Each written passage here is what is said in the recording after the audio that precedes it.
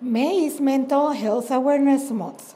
Today we are interviewing Camila Sosa, a senior at Balboa Academy who has started a movement to bring awareness to mental health issues. Camila, please tell us about this movement and how this idea came about. Okay, so in March I did a TED Talk about my experience with mental illness, and a lot of people approached me and said that they felt like nobody understood them, and now like that they know that there's people like them, they feel better. Mm-hmm. And due to the results, I decided to create a movement. Okay. What do you consider the best approach to ask for help in dealing with depression, anxiety, and other related mental health issues? Talk to your parents, to your teachers, to psychologists and psychiatrists, or counselor. Please tell us about your It's Okay challenge. And so I started a challenge where you rate 3 things that you like about yourself. So because it's okay to recognize what you love about yourself and share it with others. Okay. And do you have the little bracelet? And here is the bracelet that Camila gave me to keep awareness, to focus awareness on mental health issues. And she has distributed these bracelets to everyone in the high school.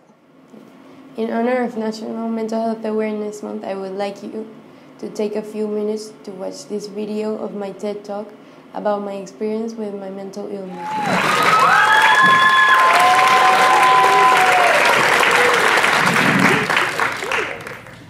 Hi.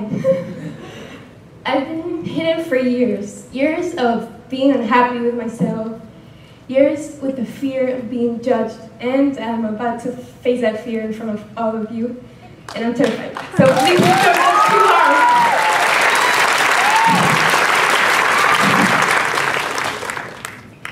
Even though it might not seem like it, I was diagnosed with bipolar disorder. You're probably thinking, what the heck? How does she have bipolar disorder if she doesn't look crazy?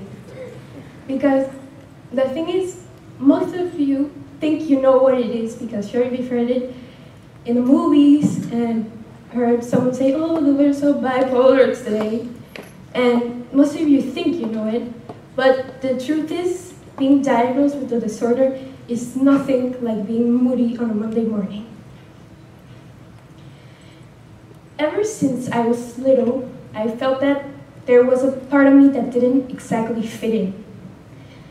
I had really high stress levels, I couldn't concentrate, I couldn't sleep. I knew that there was a part of me that, in the puzzle, it just didn't fit. 10 years later, I got the answer to all my questions. In 2015, I was diagnosed with generalized anxiety disorder. It felt good. It felt as if I hadn't gotten an answer to all of the questions I asked myself when I grew up.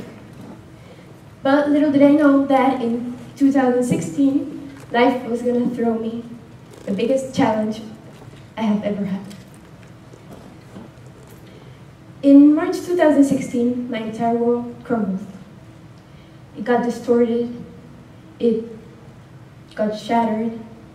That was when I was diagnosed with depression.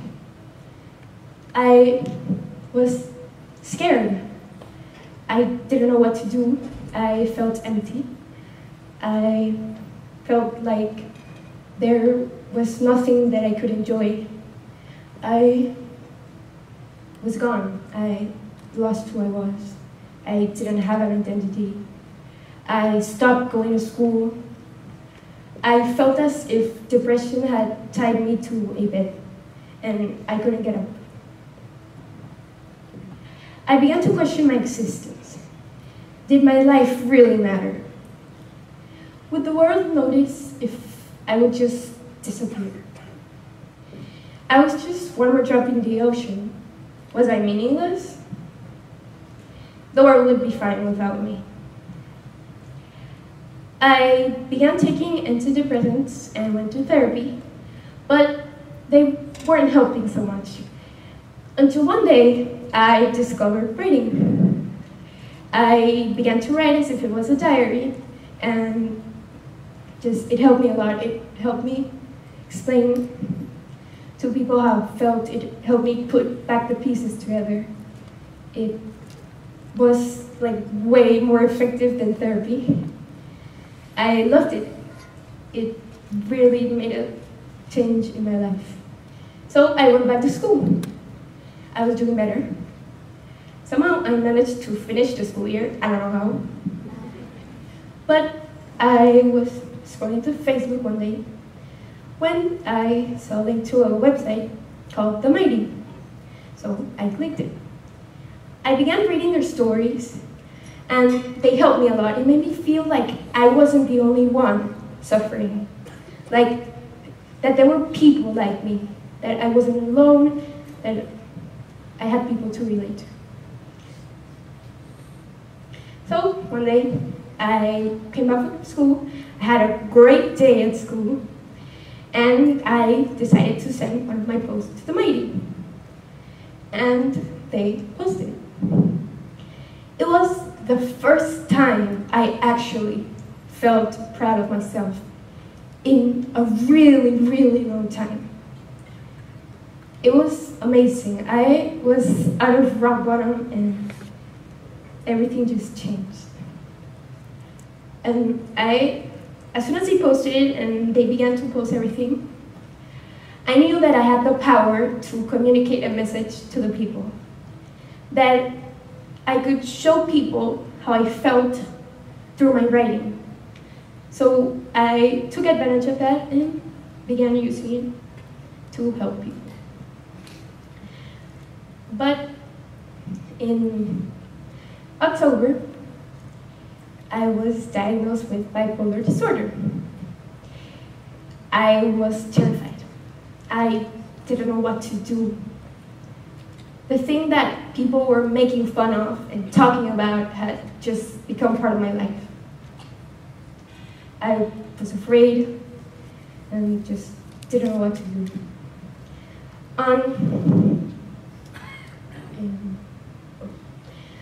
Then I was handling it all cool. I got the hang of it because I had already somehow managed to cope with my depressive episodes. And also having to change treatment for mental illness is really hard because you feel like a science experiment that you have to take this medicine and this, and they have to change it all the time. It actually took me 1.5 years to find my treatment that worked perfectly. But then one day, my bipolar disorder decided to give me a gift. It came as my first hypomanic episode. It was horrible. I like to describe the hypomanic episodes as if you drank 4 energy drinks at the same time. You barely sleep, you feel invincible, you feel like you can rule the world. Even though this might seem good, I actually don't like it because you feel as if the bipolar disorder had a controller and you were the video game character, and it makes you do things that you wouldn't normally do, and then when you realize what you have done, you feel guilty. You can't help to hate the fact that a bipolar disorder just controls you.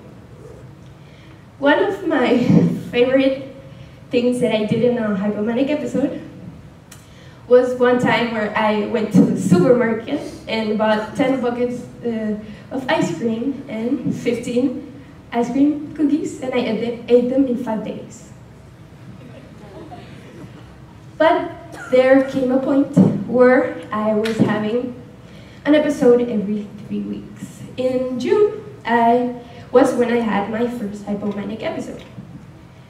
In July, I had a depressive episode that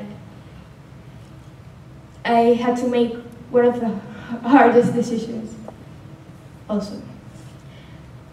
When people say that people with bipolar disorder are overachievers, they're not lying.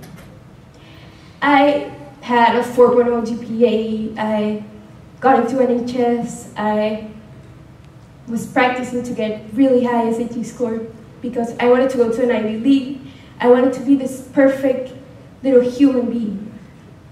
But it triggered my depressive episode, me pushing myself too hard because I never seemed to be good enough. And I lost control of my mental stability. That was when I had to make the decision to stay 2 years in Panama studying until I learned to manage my disorder and be stronger and go off to college.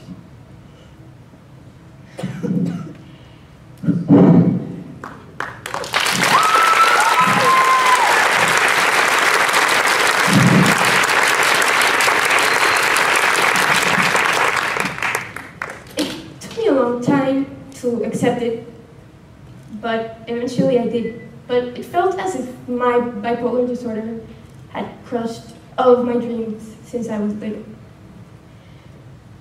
Then in August, I had another hypomanic episode. In September and October, I kind of got a break from my episodes, but in November, I got one of the most severe depressive episodes that I've had. I got tired of having episodes. I couldn't do it anymore. It was hard. Suicide was on my mind every day. Just seemed impossible. Having a monster here.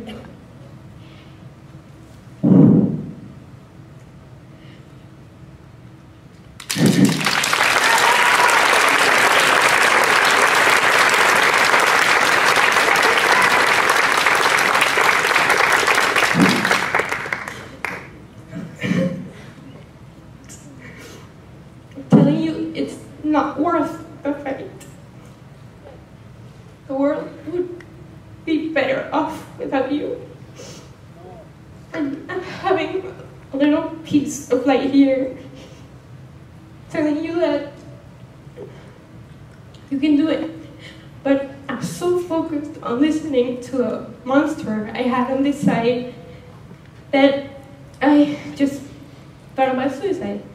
And usually when I have to make big decisions, I get panic attacks. And people also say indecisive people are not gonna get far in life.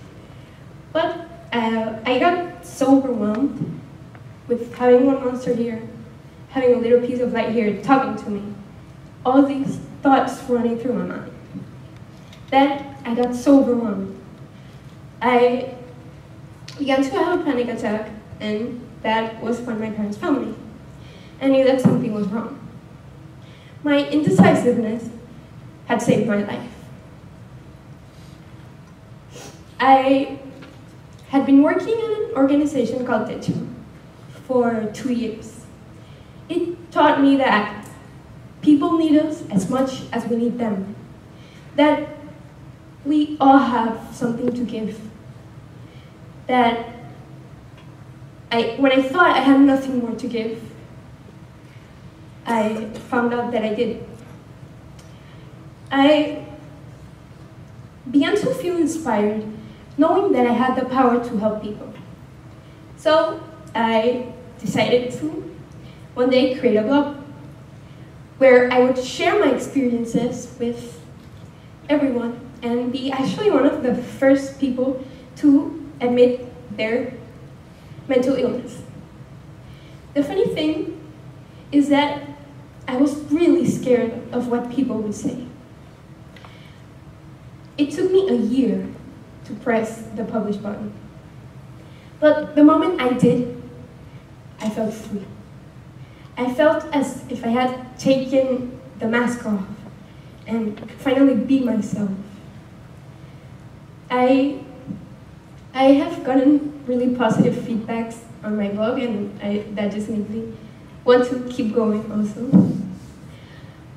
It's hard, and it's really scary. Right now I'm scared telling my story over here, but you can do it, just like I did. I want to tell you that follow your heart. Even if you're the only one who is doing it, I promise you that you will find people along the way. I know it seems scary, that the uncertainty of not knowing if you're going to fail or succeed takes over you, but I promise you, and I'm a living proof of that, that if you follow your heart and you work for it, you will be able to do it.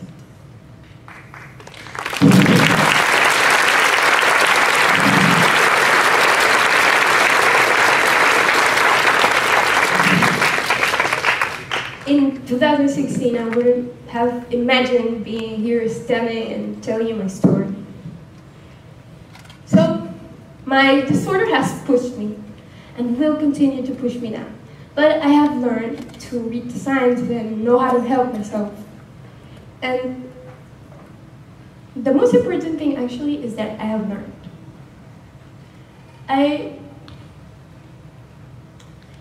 It's really hard, and sometimes I just want to hide and disappear. But I have come to the acceptance that bipolar disorder is part of me, but it's not who I am.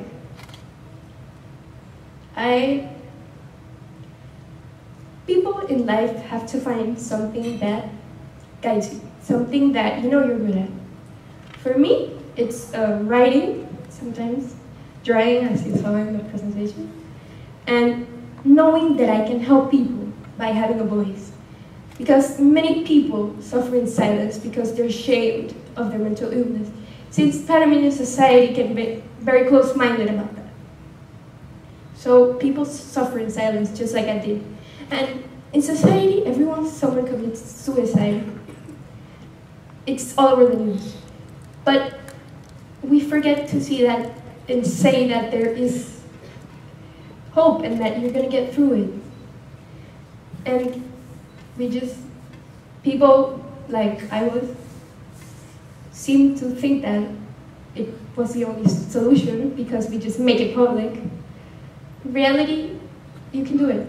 You're strong enough. You just gotta believe in yourself, and I promise you, everything will be okay.